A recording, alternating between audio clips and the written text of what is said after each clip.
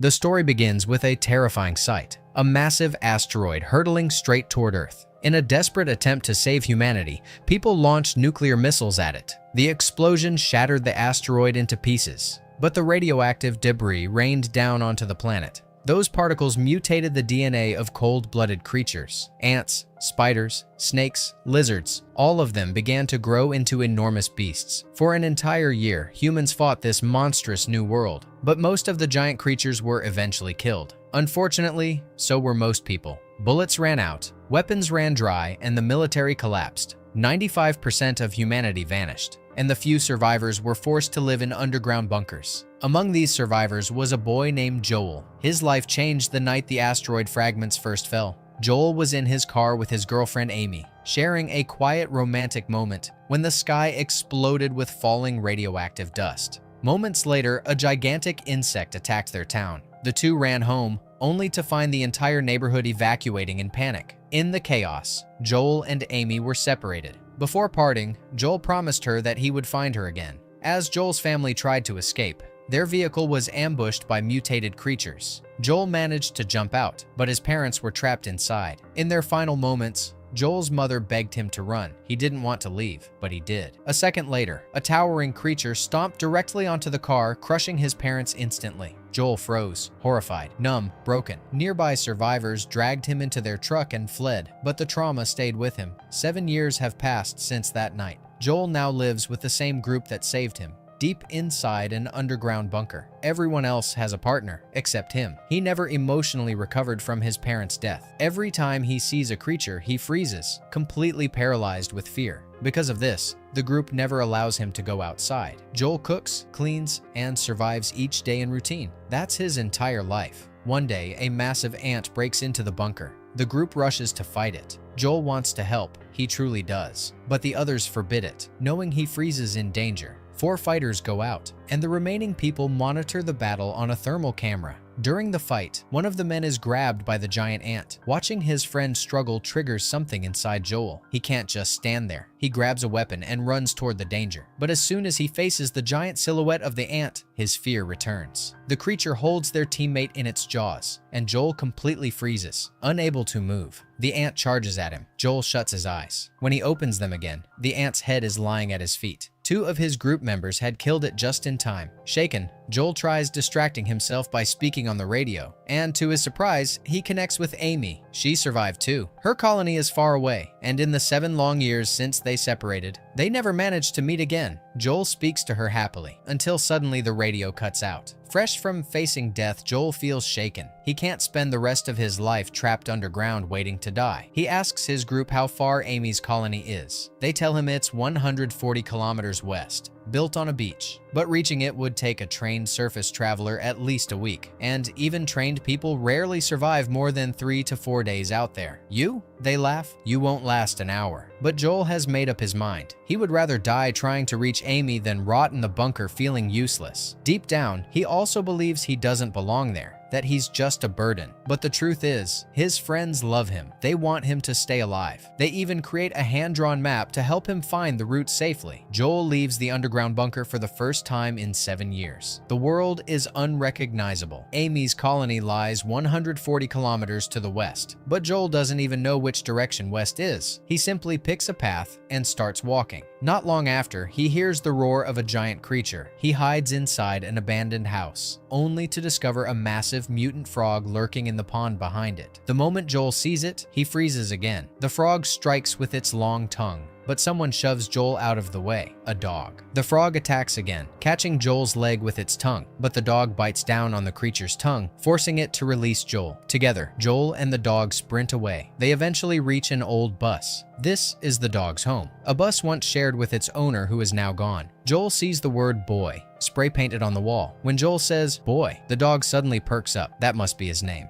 Joel picks up a red dress, and Boy instantly snatches it from his hands. It was his owner's last belonging, the one thing he cannot let go of. Joel spends the night inside the bus. By morning, as he leaves, Boy quietly follows him. carrying the red dress. He chooses Joel as his new companion. Joel places the dress gently in his bag, and together the two begin their dangerous journey, walking through ruined landscapes. They push forward. Joel spots strange fruit growing from a plant and, starving, reaches out to eat it, but Boy yanks him back by the leg. Refusing to let him touch it, Joel realizes the fruit must be poisonous. He documents his journey in a notebook, determined not to waste this second chance at life. While walking, Joel suddenly falls into a massive pit lined with enormous bones. He's not the first victim. Something lives down there. Before he can escape, swarms of fast, blood-sucking insects attack him. Joel screams for help. At the last second, a rope drops into the pit, pulling him to safety. The man who saved him is a seasoned survivor named Clyde, and with him is a small girl named Minnow, who is far more dangerous than she looks. She casually throws a grenade into the pit, annihilating the swarm. Clyde warns Joel never to travel alone. Joel explains he's not alone. He's traveling with Boy, and he's searching for his girlfriend Aimee, who lives in a faraway colony. Clyde tells Joel that he and Minnow are heading north, toward the mountains and snowfields. There's a colony there, hidden in the freezing climate where the giant mutated creatures rarely survive. Clyde explains that their path overlaps for a while, so if Joel wants, he can travel with them for the next stretch. After walking for some time, they stop on a rocky hilltop. Minnow uses the chance to teach Joel how to shoot a crossbow, but Joel's aim is terrible, not even close. Minnow tells him her father used to be the finest archer in their colony, but when a massive swarm of mutated beasts attacked all at once, Minnow's father was killed, and so was Clyde's son. Since then, Clyde and Minnow have been wandering the land together, searching for any safe colony where they can rebuild a life. Suddenly, Clyde spots something moving through the forest, a creature tracking them. He warns Joel, "It's caught your scent. That thing will follow you for a long time." They quickly move on before it reaches them. Clyde and Minnow have been surviving outside for years. They understand these creatures in ways bunker dwellers never could. Soon, Clyde notices a massive snail crawling across the trail. He whispers to Joel not to move, not even a twitch. Joel freezes immediately, fear locking his muscles. Clyde instructs Joel to slowly take off his t-shirt. He gently places it on the snail's shell. The snail simply continues on its way, unharmed. Joel is confused, but Clyde explains that the snail will now carry Joel's scent far ahead, throwing off the monster that's been hunting him. Joel asks, "Why didn't it attack us?" Clyde replies, "Not every creature out here is bad." Minnow adds softly, "If you're ever unsure, look into their eyes. Eyes never lie." That night, they camp under the open sky and eat what little they have. But just as they begin to rest, Clyde wakes them urgently. The smell of their food will attract predators. They have to move immediately. The next day, Minnow trains Joel again. She tells him to clear his mind completely before shooting. And whenever Joel manages to relax, his arrows hit dead center. Minnow beams with pride and hugs him tightly. She's been forced to grow up too fast, losing her family at a young age, and Joel has become like the older brother she never had. Days pass as they journey together. Clyde teaches Joel everything: how to spot hiding predators, which plants neutralize venom, and how to avoid the deadliest zones. Finally, they warn him about the most terrifying creature in existence, the sand gobbler. These monsters move underground, tracking the faintest vibrations. But the worst among them is their queen, a colossal beast whose massive dorsal fin pokes out from the ground like a deadly flag. If the sand gobbler queen hears even the slightest sound, you're already dead. No one who has confronted her has ever lived to tell the story. Minnow continues training Joel daily, and soon he becomes skilled, stronger, braver, more confident with the crossbow. 5 days later, they finally reach the point where their paths divide. Clyde urges Joel to come north with them. It's safer. Traveling alone is almost a death sentence.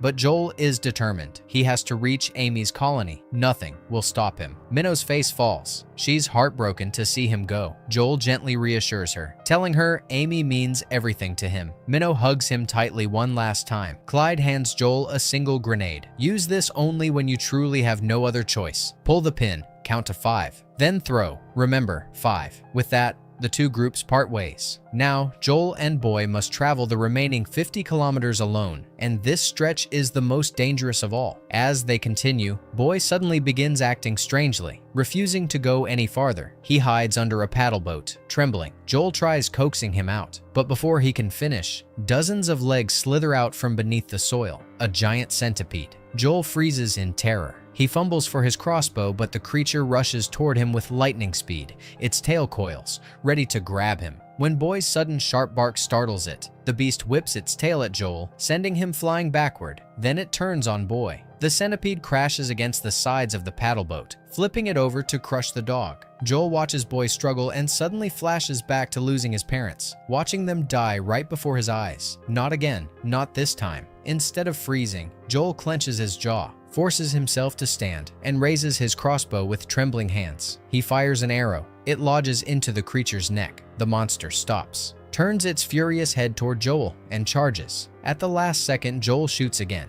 the arrow piercing straight into its head. The giant centipede collapses, dead. Joel stands there shaking uncontrollably. He cannot believe what he's done. For the first time, he didn't freeze. He fought back, and he survived. As Joel steadies himself after the battle, he suddenly sees Boy emerging from the bushes. The dog runs straight into his arms. Joel couldn't save his parents years ago, but today, he conquered his fear and saved Boy's life. For the first time, he feels a spark of pride. The next morning, they reach a deep ravine. Boy begins acting strangely again, pacing, whining, refusing to walk any farther. Joel immediately understands. Danger is nearby. A moment later, the ground vibrates. Something enormous is tunneling beneath them. Joel's eyes widen as he sees a giant fin slicing through the earth, the unmistakable sign of a sand gobbler queen, the deadliest creature on the planet. If she detects even a whisper, death follows in seconds. Thinking fast, Joel tosses a tiny wind-up toy far away to lure her toward the sound.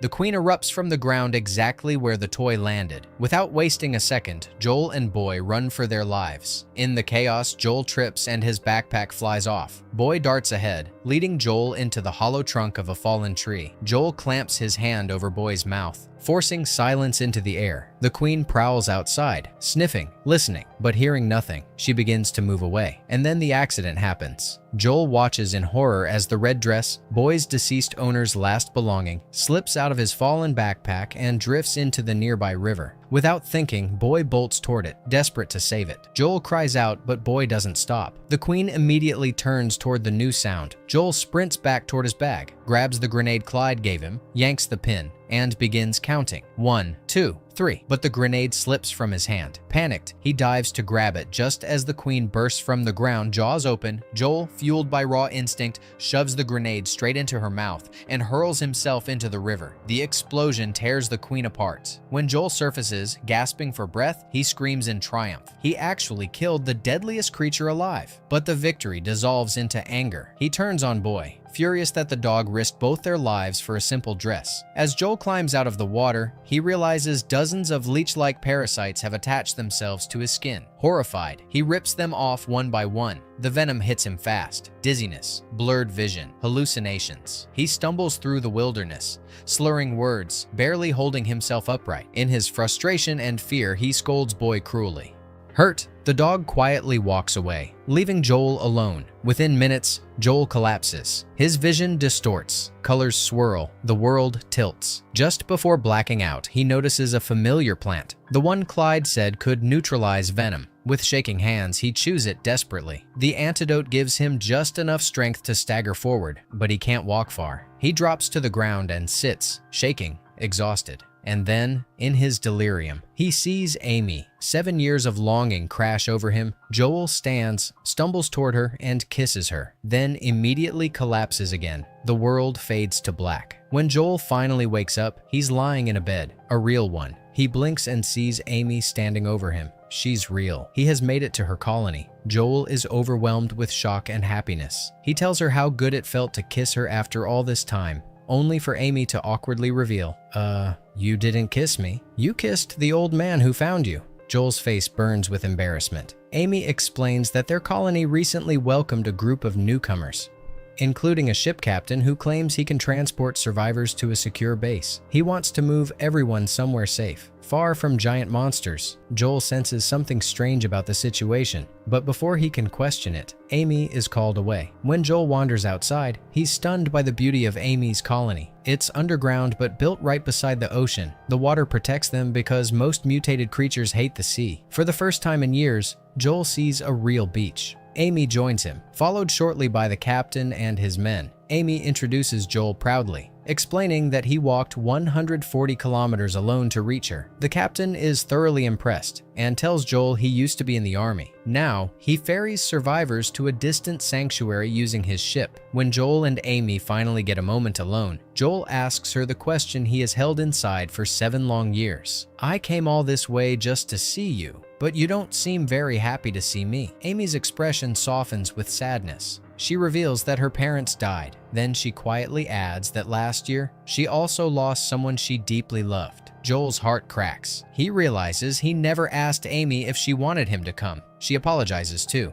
admitting she should have told him everything over the radio. Still, she tells him she's glad he's here, even if they can only be friends now. Joel forces a small nod, but inside his chest, the rejection stings deeply. He didn't survive monsters, poison, and death for a friendship. Later, trying to calm his mind, Joel uses the radio to contact his old bunker, but no one responds. The old man from the colony approaches, offering Joel fruit and a beer, saying it's a gift from the captain to celebrate new beginnings. Joel then looks at the map his bunker friends drew for him. On the back are heartfelt messages they left, reminders of how much they loved him. Reading them, Joel finally realizes how deeply his people cared, and how much he left behind chasing a girl he barely knew anymore. Suddenly, the radio crackles to life. It's his colony. Everyone cheers when they hear his voice. They can't believe he survived this far. Joel tells them every detail of his journey. They're shocked he managed all of it alone. Joel asks how they've been. The reply sends a chill down his spine. "After you left, we were attacked many times. The bunker isn't safe anymore." And then the connection cuts off. Joel had already made up his mind. He would return to his friends. He would not board the captain's ship without them. As he stood to leave, his eyes fell on the fruits the old man had given him. Something clicked in his memory. He quickly opened his notebook. It was the same poisonous fruit Boy had warned him not to eat. Joel's heart dropped. He bolted out of the room and sprinted toward Aimee. But outside, the entire colony was already swaying, dizzy, losing balance. One by one, people collapsed as the drug took over. Joel tried yelling for Aimee, shaking her shoulders, but she too began losing consciousness. Before he could react, Diana struck him from behind. When Joel opened his eyes again, he was bound along with everyone else. The entire colony was tied up, and the truth finally came out. The captain wasn't a savior, he was a predator. He and his crew traveled from colony to colony, drugging and robbing survivors. Their ship had no fuel, so they had captured a giant crab that dragged the boat across the ocean. In return, they fed helpless people from the looted colonies to the crab. As the captain pressed a button on his remote, a massive dark shadow rose from the sea,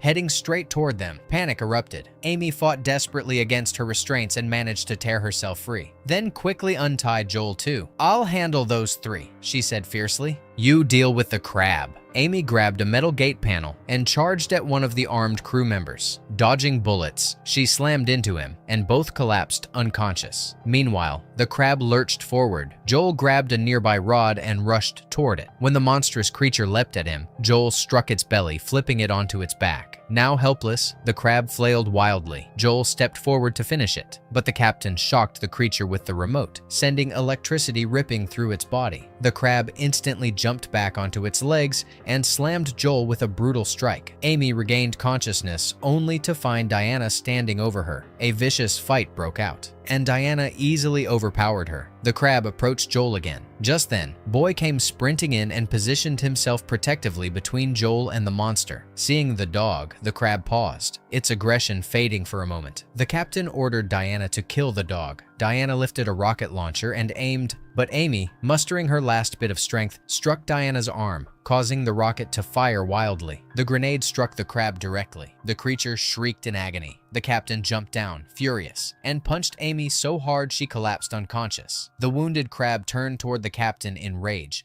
but he shocked it again, forcing the creature to redirect its fury toward Joel. Joel quickly shouted for Boy to take care of Aimee. Boy ran to her, nudging and licking her face until she finally opened her eyes. The 3 thieves saw the beast distracted and fled for their lives. The crab cornered Joel, striking him repeatedly. Just then, Aimee woke fully and grabbed a grenade launcher. The crab seized Joel by the leg, lifting him off the ground. Joel yelled for the weapon. Aimee threw it, and Joel aimed, but something stopped him. He looked into the crab's eyes. Suddenly, Minnow's words echoed in his mind. "If you look into their eyes, you'll know whether they're truly bad or not." And in the crab's eyes, Joel saw only pain. Pain caused by the chain that the captain used to shock him again and again, Joel shifted his aim and fired at the chain instead. The explosion shattered the bonds holding the crab captive. The giant creature dropped Joel and did not attack him. It simply stared at Joel, almost as if expressing gratitude, then turned and marched toward the captain's ship. The captain reached the deck in panic. He pressed the remote again and again, but nothing happened. He realized too late. He had lost control. The freed crab climbed aboard and devoured all three thieves. The captain and his men then ripped their ship apart and disappeared into the ocean. When the dust settled, Joel prepared to return to his colony. His friends needed him. But Aimee, after watching Joel risk his life for her people, and even the giant crab, found herself falling for him again. She begged him to stay. Joel shook his head softly. "My friends saved my life. They believed in me. I have to go back." He handed her the notebook he'd written throughout his journey, filled with every creature's weakness, every discovery, everything he'd learned outside. "Use this to protect your colony," he said, "and thank you. Because of you, I became someone I didn't know I could be." Before leaving, Joel leaned forward and kissed her. Truly kissed her this time. Aimee smiled and said, "You traveled 140 kilometers to find me. Next time, I'll come find you." And that brings us to the final question. Do you think Aimee deserves a second chance? Tell me in the comments. If you enjoyed this recap, make sure to like the video and subscribe to the channel to never miss new videos. I'll see you in the next one.